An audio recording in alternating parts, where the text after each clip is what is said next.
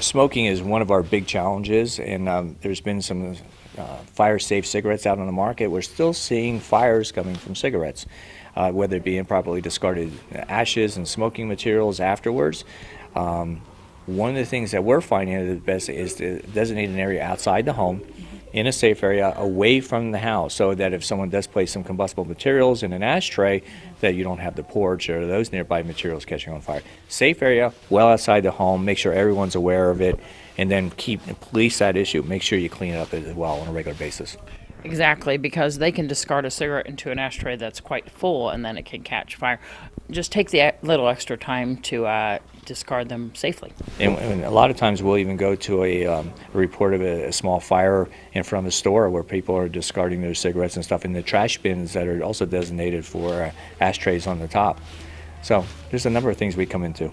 And of course, keeping those matches and lighters out of the reach of children. Absolutely a no-brainer. Keep those away from the kids. Don't demonstrate on how to use a lighter. That's the reason that they have the child-proof designs.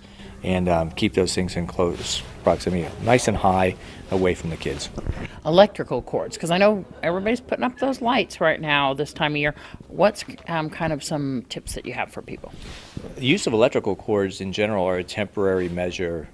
What we find is people don't have a tendency to unravel those cords, and it builds up resistive heating, especially when you're putting it to an appliance such as a space heater that has a large draw. It can actually degrade that wire, and actually that wire can set the nearby material, if not the wire itself, and the insulation of fire.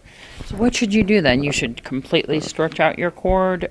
What? If you're going to use an extension cord, it should be completely stretched out with nothing placed over it. Don't tuck it underneath the carpet. Don't place clothing or other materials on top, because anytime we insulate that wire, it's not allowing that heat to dissipate, and we can build it up over a period of time.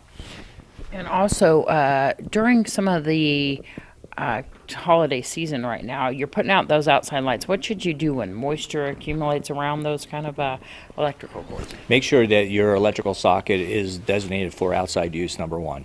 The second part is, and this also comes back with the extension cords, is to make sure they're UL rated and at the appropriate amperage for the application you're going to use.